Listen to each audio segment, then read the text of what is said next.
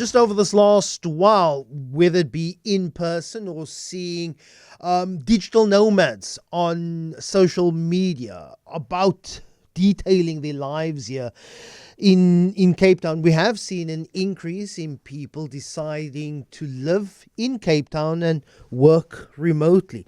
This has brought across the perception by many that this is having an impact on the cost of living in the city and also in driving up property rental prices. But city's mayor, Geordin Hill-Lewis, in an interview with News 24 last week, saying he doesn't believe that to be the case. Cape Town has been promoting itself as the city of choice for remote workers.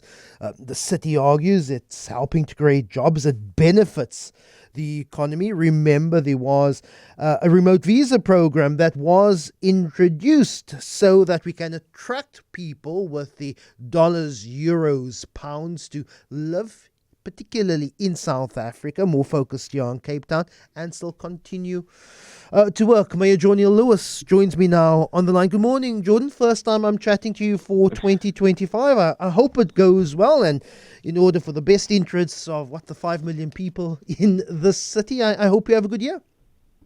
Thank you so much, Lester. I appreciate that, and a very happy new year to you, and many blessings for the year ahead. And it is good to speak to you for the first time. But you've dismissed these growing concerns that it's the digital nomads that are based in the city of Cape Town that's driving up property prices. No, the nomad, the digital nomad visa program that the Department of Home Affairs introduced a couple of months ago targets nomads earning above $40,000 US.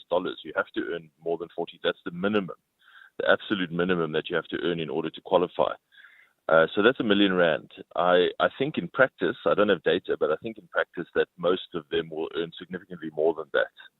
Now, the people earning well over R1 million in US dollars are not the people who are driving up the rental prices for normal Cape Townian young people who are trying to move into their first place, who are trying to afford a one-bedroom or maybe a starter home or whatever the case is. That is, it's not digital nomads doing that. They are driving up the price of elite properties on the Atlantic seaboard, perhaps.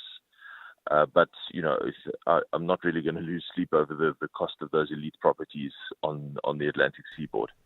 We are trying to speed up the supply in the property market in Cape Town by addressing a whole lot of bottlenecks in the city's planning process. Actually, the thing that slows down supply most in Cape Town is the city's very time-consuming, very lengthy planning approvals process, which can take 2 years or more to get planning approval for a big new block of flats. That is where we want to put our focus, so that if you are looking for a one-bedroom apartment or a two-bedroom apartment or a starter home or whatever the case is, that should not be taking years to get through the planning approval process. We want to get that supply onto the market as quickly as possible so that you can get a price correction. But Geordin, even without a remote working visa, a tourist visa still allows you to live or stay in this country for 90 days. And if someone is coming to Cape Town, or what I've seen, there are many sites, many groups on social media where people are already advertising short to mid-term accommodation, where someone is happy to say, I am coming to Cape Town, I'm living here for 3 months, I have a budget of 20,000 Rand a month, where a property owner of a short to mid-term rental property is saying, I'm rather going to take that person's upfront 3 months worth of rent than someone who can only afford to pay, let's say, for example, in the Cape Town CBD Atlantic seaboard, 10,000-15,000 Rand a month. I can see how that is going to be impacting on someone who wants to, a local who wants to live in and around where they work, but can't compete with someone who is here on the strength of a foreign currency. But again, even if that were true, let's say for argument's sake that is the case, and I think the scenario you paint is probably quite likely. The only way to fix that is to speed up the supply, the pace of new supply. You're not going to fix that with any kind of manipulating government regulation. The fact is that those tourists are a huge blessing to our economy. They are providing upwards of 100,000 jobs in Cape Town already. And we actually need many, many more of them. If you compare South Africa to other long-haul destinations like Australia, New Zealand, South America, and so on, places where it takes a long time to get to, we actually have a lot of room for tourism growth. We need to be finding ways to grow our tourism market even more, because our number one challenge in Cape Town and in South Africa is poverty and unemployment. So we are going to do everything possible to grow that market even further, because that must be our primary focus. So what we have to do, Lester, is focus on how do we speed up the supply of new housing in the city. And we have a major bylaw amendment out for public comment right now. We hope to actually finalize it in the early months of this year. That I think will significantly speed up property development and housing delivery in the city, obviously for those who meet the rules and application criteria. What about rent control, John? No, that is a road to disaster. To try and control the rent. If you control the price of anything in economics, then it is a strong disincentive not to supply that thing.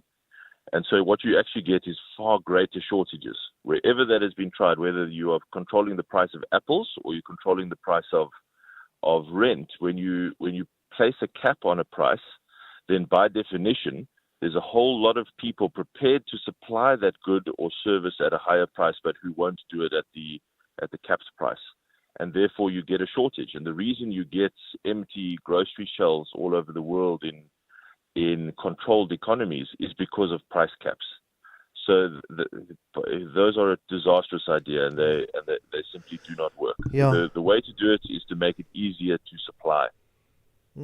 Jordan, I find it a feather in the cap of Cape Town. We're not just digital nomads from other countries, but many other people from South Africa moving and deciding to live in Cape Town. Over the last few weeks, I have met and spoken to some people. I'm moving to Cape Town, but I'm looking for a place in the CBD, Gardens, Oranjezicht, Sea Point, but I simply can't afford it. My argument to them is, why there? Exactly. There are many great places, many great communities on existing transportation lines, Tableview, Parkland, Sunningdale, along the south, to Plumstead all the way. Why specifically the Cape Town CBD? And I can understand 100%. It's where nightlife is, it's where entertainment is. It's very, very nice on Sea Point Prom in the evening. But also need to devise a strategy for people moving to Cape Town to say, Cape Town is a large place with many accessible existing transport lines. And yes, we are the ninth most congested city in the world, but you also have to look beyond where you think Cape Townians live, and that's in the Cape Town CBD. That's why I'm so glad that you made that point. That's why I'm always such a champion for the northern suburbs, because of course all of us would love to live with a sea view and a penthouse apartment. But the fact is, I can't afford to do that. That's why I live in Edgemead, where I can get great value for money. I can still afford a garden for my kids to play in and so on. And it's a wonderful place to live. And there's lots of neighborhoods like that around the city. So yes, this debate does seem to be incredibly focused on this tiny speck of the city where, of course, everyone ideally would love to live. But the fact is, it is for many, many people, myself included, just out of our price range. And so you look where you can get value for money, and where you can get something that you like. And there are so many great neighborhoods around the city where you can raise children, where you can have a very, very cool lifestyle and not be in the CBD or on the seaboard.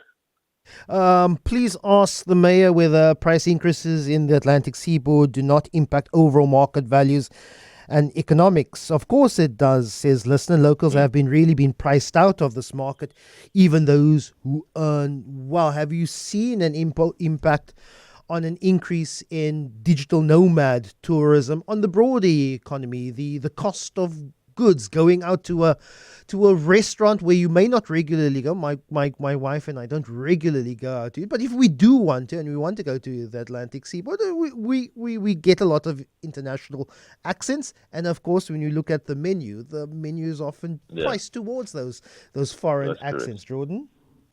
Yeah, I think that's true. I mean, I spent the whole holiday in Cape Town with my family. We had a wonderful time exploring the city, doing lots of tourist things. And what I really loved was that many of the attractions, I think most of the attractions, if you think of the mountain, boulders, Cape Point, all of that, has got a local pricing, which is very affordable. I took my daughter to Boulders a couple of days ago. I was very pleasantly surprised that it was only 25 Rand for her to get in and 50 Rand for me.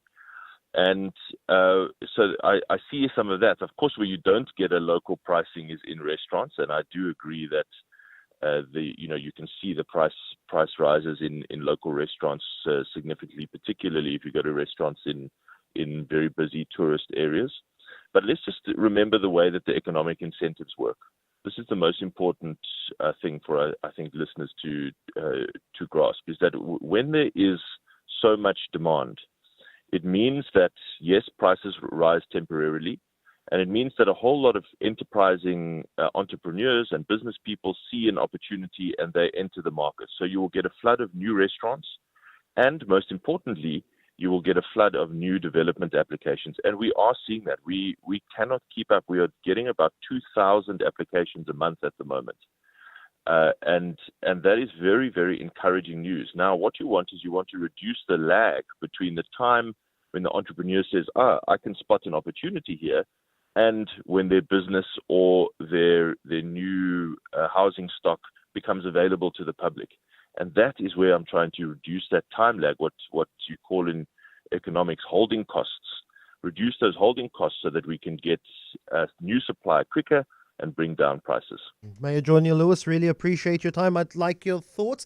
Is Cape Town now overpriced for locals? Is there any impact on the rental economy brought on by the digital nomad culture? Those who are not digital nomads but on 90-day visas, they can pay up front. But also, I think, part of this conversation, people who decide, South Africans who decide to move to Cape Town to live here, but only wanting to live in and around the CBD.